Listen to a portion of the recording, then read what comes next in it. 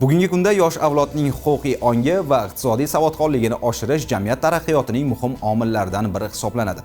Ayniqsa, soliq madaniyatini erta yoshdan shakllantirish kelajakda mas'uliyatli va faol fuqarolarni tarbiyalashga xizmat qiladi.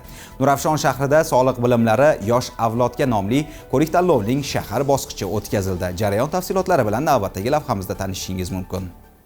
Nurafshon shahri soliq inspeksiyasi boshlig'i ishtirokidagi mazkur ko'rik-tanlovda shahar maktablarining faol va iqtidorli o'quvchilari ishtirok etib, soliq sohasidagi bilimlarini ijodiy yondashuv orqali namoyon etdilar. Yoshlarni soliq haqida bilimlarini, tafakkurlarini kengaytirish maqsadida Maktabgacha va Maktab ta'lim vazirligi, Yoshlar ishi agentligi hamda soliq qo'mitasi bilan hamkorlikda ilk marta ushbu tanlov o'tkazilyapti.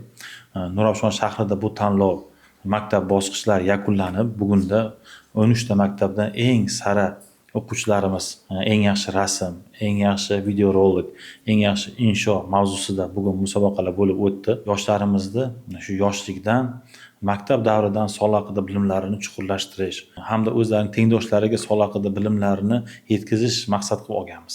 Soliq sohasiga bo'lgan qiziqishlarni ham orttirish bizning asosiy maqsadimiz hisoblanadi. Tanlov 3 yo'nalishda rasm chizish, insho yozish va videoroliklar tayyorlash bo'yicha tashkil etildi. Ishtirokchilar o'z ishlari orqali soliqlarning jamiyat hayotidagi ahamiyati, davlat taraqqiyotidagi o'rni hamda har bir fuqaroning soliq to'lashdagi mas'uliyati haqida fikr-mulohazalarini ifoda etishdi.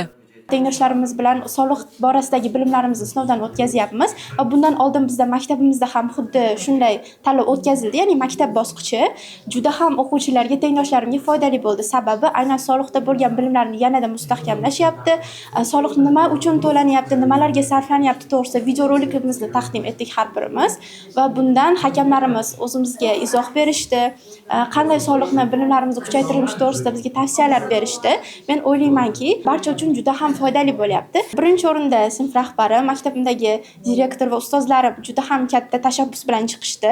Ushbu tanlovda sizni ko'rishni xohlayapman. Keling bir o'zingizni sinab ko'ring deb tavsiya berishdi va biz juda ham jamoamiz bilan qattiq harakat qildik va o'ylaymanki, bundan juda ham katta xulosa oldik o'zimizga.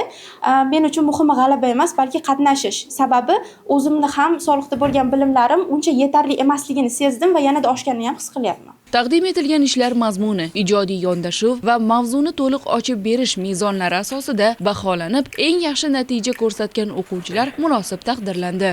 Menga juda ham chizish yoqadi. Har bo'sh vaqtlarimda chizaman. Har xil rasmlarni, san'at asarlarini, anime filmlarni, qahramonlarni chizaman. Birinchi o'rin olganimdan juda ham xursandman.